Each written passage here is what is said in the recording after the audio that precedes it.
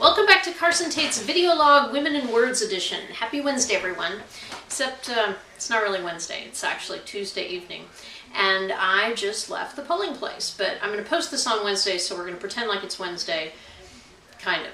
So I just left the polling place where I voted, and I did not vote straight ticket. I voted, we have a lot of judicial elections and other things that I don't think should actually be party-based, and so it took a long time because there were a lot of things on the ballot.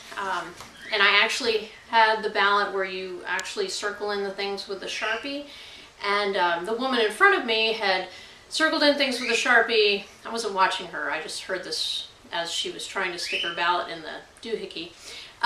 So she'd circled things with a Sharpie and then decided that wasn't the right person, and so she put an X through the circle in circle, Sharpied in circle, and then circled something else, and then finally her final candidate was the solid circle without the X through it or scribble mark through it. And luckily the people at the election place caught that, and the little machine that she jabs it into would not accept it, so she had to redo the whole thing. She was there a very long time.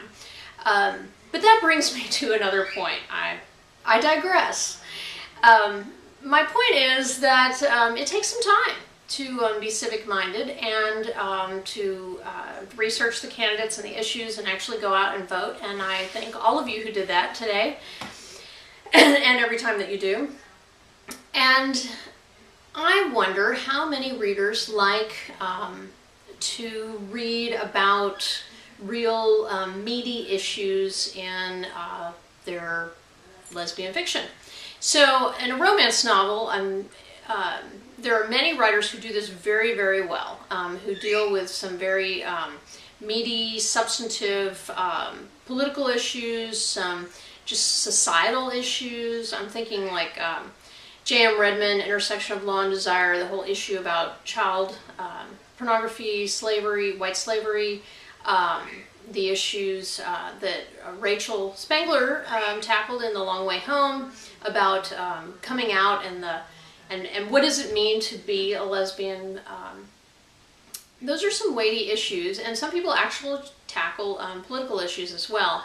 I tend not to do that just because I tend to want my fiction to be a little more of an escape, and that's what I look for when I'm reading fiction. But I also enjoy these other novels that have these issues in them. And so I'm curious, what do you as the reader or you as the writer, how do you feel about having more, I don't know, substantive, chunky issues? Chunky sounds bad. You know what I mean. Having some issues-based themes in your work. And how much is too much? When does it take away from the mystery, romance, sci-fi portion of your work? How much is just enough? Sounding a little like Goldilocks here, but you know what I mean. So type your little comments below and tell us what you think, because I'm very curious. Anyway, so happy Wednesday, everyone. I hope you voted yesterday, and I hope who you voted for was won their election, the issues you voted on, carried at the ballot box.